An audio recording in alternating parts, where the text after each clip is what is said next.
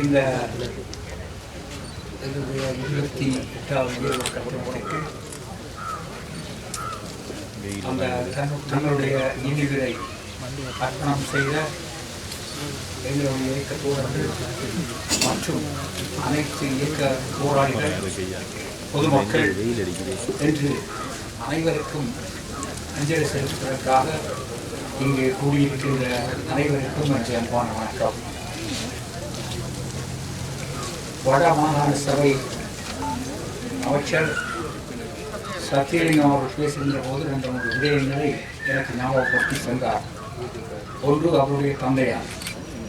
அவருடைய தந்தையார் அதை நாங்கள் எல்லாம் கம்யூனிஸ்ட் பத்மநாதன் கூறுவோம். தொண்ணூறுதான் தெரியும். கம்யூனிஸ்ட் பத்மநாதன் கூறுவோம்.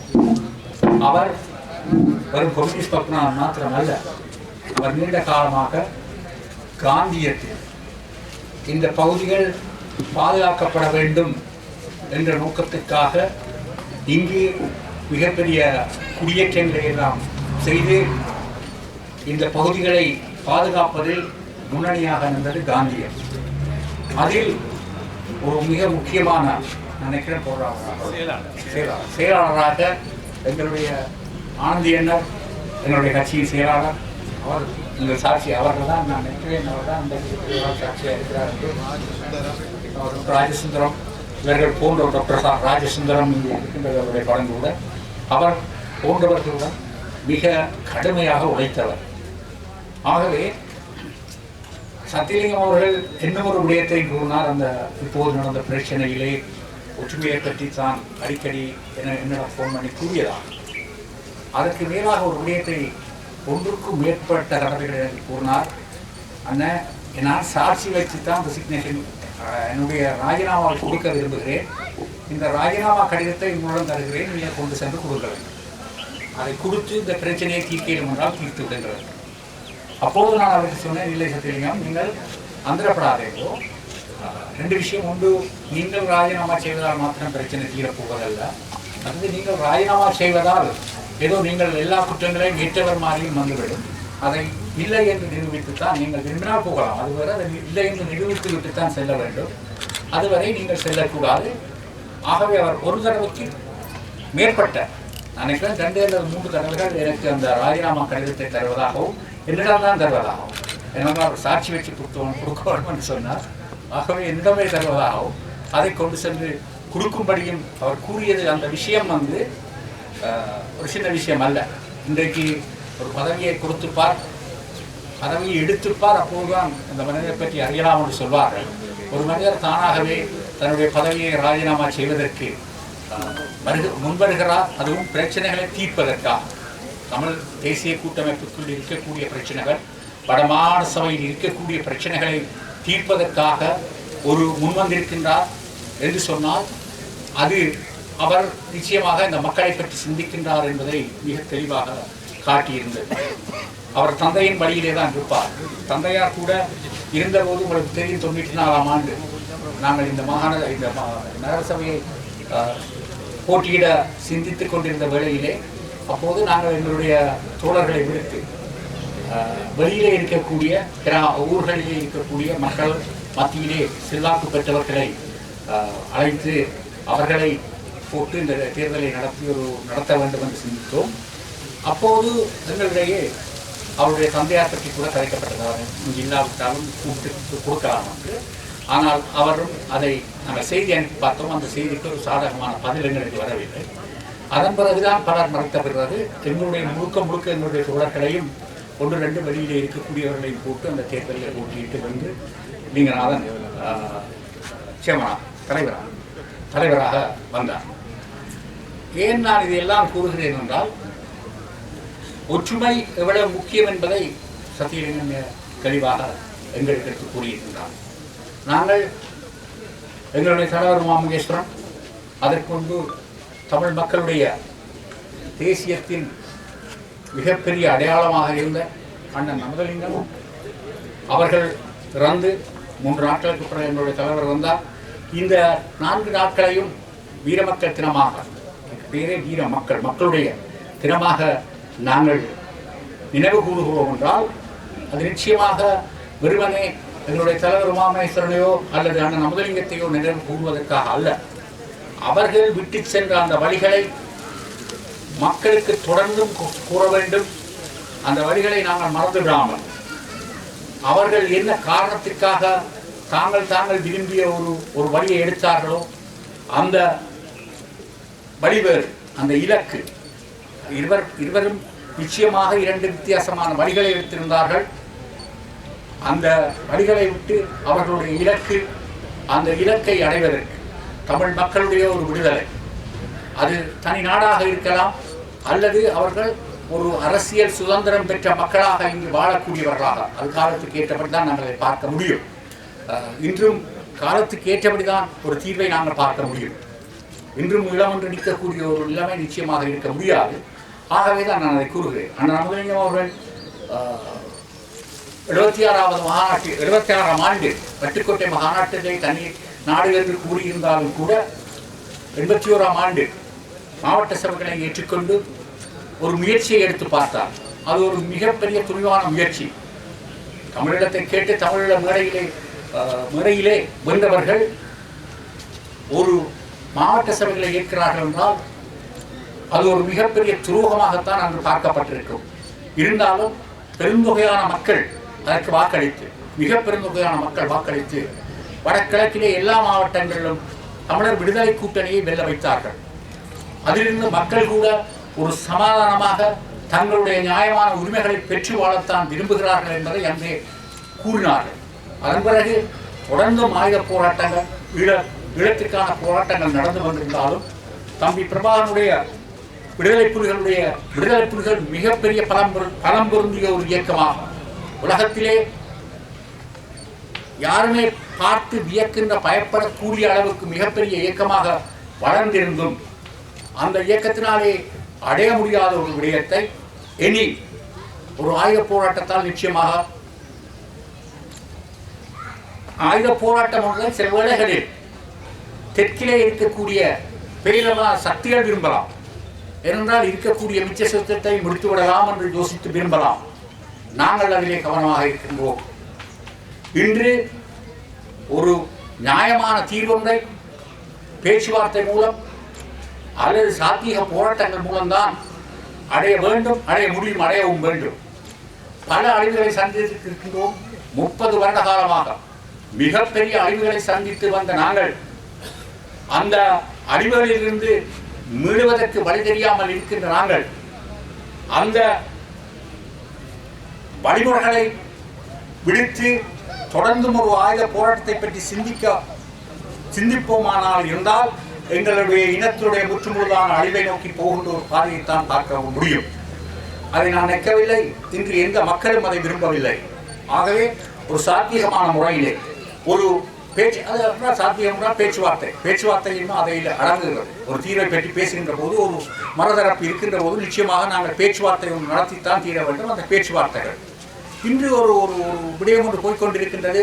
புதிய ஒரு அரசியல் அமைப்பை உருவாக்குவதற்காக ஸ்டேரிங் கமிட்டி நடவடிக்கை குழு, அதற்கு கீழ் உபகுழுக்கள் பல, அதிலே நான் ஒரு குழுக்கு தலைவராக இருக்கின்றேன். எங்களுடைய நடவடிக்கை குழுவிலே எங்களுடைய தலைவர் அண்ணன் சம்பந்தன் அவர்களும் சுமந்திரன் இருக்கின்றார்கள். இப்படியாக நாங்கள் முயற்சிகளை எடுக்கின்றோம். இந்த முயற்சிகள் வெற்றி அளிக்கும் என்று நான் கூற வரவில்லை. இன்று இருக்கின்ற நிலையிலே இந்த 4 மகாநாயக்கர்களும் மிக தெளிவாக ஒரு புதிய அரசியல் அமைப்பு தேவையில்லை, தனிய தேர்தல் முறைமை மாற்றத்தை கொண்டு வந்தால் காணும் என்று கூறியிருக்கிறார்கள் என்றால் அது அவர்களுடைய நோக்கம் எங்களுக்கு நன்றாக தெரிகின்றது. ஏனென்றால் இந்த தேர்தல் முறைமை மாற்றத்தை கேட்கின்றது இந்த இரு பெருங்கட்சிகளும். ஏனென்றால் அவர்களை பொறுத்தமட்டில் அவர்கள் ஒரு விடயத்திலே மிக தெளிவாக இருக்கின்றார்கள். இந்த விகிதாசார முறையிலே அவர்கள் எப்போதுமே சிறுபான்மை கட்சிகளில் தங்கியிருக்கின்ற ஒரு நிலைமை, அல்லது சிறுபான்மை தெற்கிலே கூட கொழும்பு, மலைநாடு இவைகள் எல்லாம் சிறுபான்மை வாக்குகளிலே தங்கியிருக்கின்ற ஒரு நிலைமை நிச்சயமாக தொடர்ந்து இருக்கும். அதை இல்லாமல் பண்ணி தாங்களே, அது எந்த கட்சியாக இருந்தாலும், இஸ்லாமியாக ஸ்ரீலங்கா சுதந்திர கட்சியாக இருக்கலாம் அல்லது ஐக்கிய தேசிய கட்சியாக இருக்கலாம், 77க்கு முன்பு ஏற்பட்ட நிலை போல 70 ஸ்ரீமா பண்டாரநாயக்க அவர்கள் 3 பெரும்பான்மை எடுத்தார். 77 ஜிஆர்ஜியவர்தன் அவர்கள் 5-4 பெரும்பான்மை எடுத்தார். இப்படியாக ஒரு நிலைமையை உருவாக்க வேண்டும் என்ற ஒரு விருப்பத்தின் காரணமாகத்தான் இந்த தேர்தல் முறைமையை மாற்ற வேண்டும் என்று கேட்கிறார்கள். ஆகவேதான் இந்த மகாநாயக்கர்களும் அதை மாற்றினால் காணும் என்ற ஒரு நிலைப்பாட்டை எடுத்திருக்கின்றார்கள். எங்களுடைய கட்சியை பொறுத்தமட்டில் அல்லது எங்களுடைய தமிழ் தேசிய கூட்டமைப்பின் தலைவர் அண்ணன் சம்பந்தனை பொறுத்தமட்டில் வெறுமனே இந்த தேர்தல் முறைமை மாத்திரம் என்றால் நிச்சயமாக எங்களுடைய ஆதரவை நாங்கள் கொடுக்க மாட்டோம். ஒரு நியாயமான தீர்வு, வடகிழக்கு இந்த மாநிலத்தில் ஒரு சமஷ்டி அமைப்பு, ஒரு நியாயமான தீர்வு. மிக இலகுவாக கூறுவதென்றால் வடகிழக்கிலே வாழக்கூடிய மக்கள் தாங்களே தங்களுடைய அலுவல்களை பார்க்கக்கூடிய விதத்திலே ஒரு நியாயமான தீர்வு. இன்றிருக்கின்ற மாகாண சபை முறைமை சத்தியலிங்கத்தை கேட்டால் தெரியும். எதற்கெடுத்தாலும் அதற்கு கருத்து கொண்டிருந்தோம். அவர் கொழும்புக்கு தான் போவோம், பல விடயங்களுக்கு கொழும்புக்கு தான் செல்ல வேண்டும். ஒரு பன்னல் வேண்ட வேண்டும்னாலும் ஒரு கொழும்பு போய்த்தான் வேண்டி கொண்டு வர வேண்டிய எல்லாமே இருக்கின்றது. ஆகவே அந்த நிலைமைகள் மாற்றப்பட்டு நாங்களே எங்களுடைய அலுவலர்களை பார்க்கக்கூடிய விதத்திலே ஒரு அதிகார பரவலாக்க ஒன்றை உருவாக்க வேண்டும். இதுதான் எங்களுடைய அடிப்படை நோக்கம். இது வெற்றி அளிக்குமா அளிக்காதா இந்த கேள்வி பலக்க இருக்கின்றது. இது என்னை பொறுத்தவரையில் கேட்டால் நான் அதை சந்தேகத்துடனே பார்க்கின்றேன். இன்று அல்ல, துவங்கிய நாள் துவக்கம். நான் அந்த குழுவுக்கு நியமிக்கப்பட்ட நாள் துவக்கமே சந்தேகத்துடன் தான் பார்க்கின்றேன். அந்த குழுவிலே நான் பங்காற்றிய போது அங்கிருக்கக்கூடிய பாராளுமன்ற உறுப்பினர்கள், பெரும்பான்மை பாராளுமன்ற உறுப்பினர்கள் நடந்து கொண்ட விதங்கள், அவர்கள் காட்டிய அக்கறையின்மை, இவர்களை பார்க்கின்ற போது எனக்கு மிக தெளிவாக தெரிந்தது. அதற்கு முன்பே தெரியும், இருந்தாலும் இது மிக தெளிவாக தெரிந்தது. இருந்தாலும் ஒரு நம்பிக்கை தமிழ் மக்களுக்கு இருந்தது. ஜனாதிபதி அவர்களுக்கு நாங்கள் பெரும்பான்மையாக வாக்களித்திருக்கின்றோம். இன்று 2 பெரும்பான்மை கட்சிகள் ஒன்றாக ஆட்சி செய்கின்றது. அது உண்மை இல்லாவிட்டாலும் நாங்கள் நம்பினோம். ஏனென்றால் முன்னாள் ஜனாதிபதி மஹிந்த ராஜபக்ஷவுடைய ஜாயிண்ட் ஒப்போசிஷன் அல்லது கூட்டு எதிர்கட்சியில் 54 பாராளுமன்ற உறுப்பினர்கள் இருக்கின்றார்கள். அவர்கள் எடுத்துக்கொண்டே இருக்கின்றார்கள். ஆகவே அது ஒரு மிக வில்லங்கமான விடயம் என்பதை தெரிந்துதான் நாங்கள் இந்த முயற்சியில் ஈடுபட்டிருக்கின்றோம். இதற்கு ஒரு மிக முக்கியமான காரணம், பலர் கூறலாம் இதை உடைத்து விட்டு வாருங்கள். உடைத்து விட்டு வந்து என்ன செய்வது? அது ஒரு முதலாவது கேள்வி. 2வது கேள்வி, உடைத்து விட்டோமானால் இந்த பேச்சுவார்த்தைகளை உடைத்து இந்த அரசியலமைப்பு பேரவையில் இருந்து நாங்களும் விலத்தி வெளியிலே நின்றால், நாங்களாக வெளியிலே வந்தால் சர்வதேசம் சொல்லும் ஒரு முயற்சியை நீங்களே உடைத்தீர்கள். அந்த முயற்சியை நீங்களே உடைத்து விட்டு நாங்களே உடைத்து விட்டு திரும்பவும் அவர்களிடம் செல்ல முடியாது, சென்று கேட்க முடியாது.